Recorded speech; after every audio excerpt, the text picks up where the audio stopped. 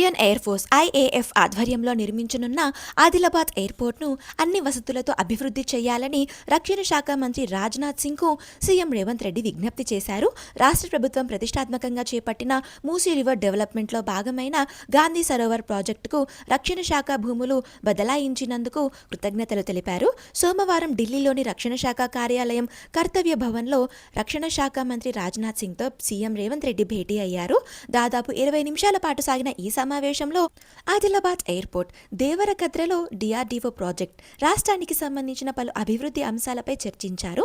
ఈ సమావేశంలో రాష్ట్ర R and B special secretary Vikas Raj, CM principal secretary K S Srinivasaraju, CM secretary Manik Raj, special secretary coordination Advait Kumar Singh పాల్గొన్నారు.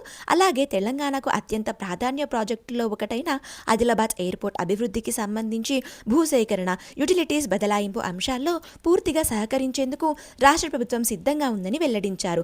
ఐఏఎఫ్ ఆధ్వర్యంలో రానున్న ఎయిర్పోర్ట్ దేశ సమగ్రత, రక్షణకు సంబంధించిన అంశమైందన్నారు.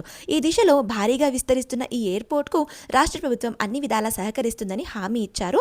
భారత వాయుసేన టెర్మినల్, ప్రయాణికుల సౌకర్యార్థం నిర్మించనున్న పౌర విమానయాన శాఖకు చెందిన టెర్మినల్ బిల్డింగ్తో పాటు కార్గో ఎంఆర్ఓ, హ్యాంగర్ సౌకర్యాలను పెద్ద ఎత్తున ఏర్పాటు చేసేందుకు సహకరించాలని రాజ్నాథ్ సింగ్ను సీఎం రేవంత్ విజ్ఞప్తి చేశారు. ఇటీవల పశ్చిమాసియాలో చోటు చేసుకున్న పరిణామాల నేపథ్యంలో ప్రపంచ ప్రసిద్ధిగాంచిన ఎయిర్లైన్స్ తమ హ్యాంగర్స్ను ఏర్పాటు చేసుకోవడానికి సరైన ప్రదేశాలను అన్వేషిస్తున్నాయని కేంద్ర మంత్రికి గుర్తు చేశారు.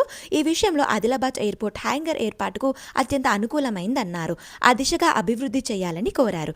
అలాగే తమ కీలకమైన ప్రాజెక్ట్ ఏర్పాటుకు డిఆర్డీఓ, డిఆర్డీఎల్ మహబూబ్ నగర్ జిల్లా దేవరకద్ర సమీప ప్రదేశాన్ని ఎంపిక చేసుకున్నందుకు ఆ ప్రాజెక్టును త్వరగా మంజూరు చేయాలని విజ్ఞప్తి చేశారు.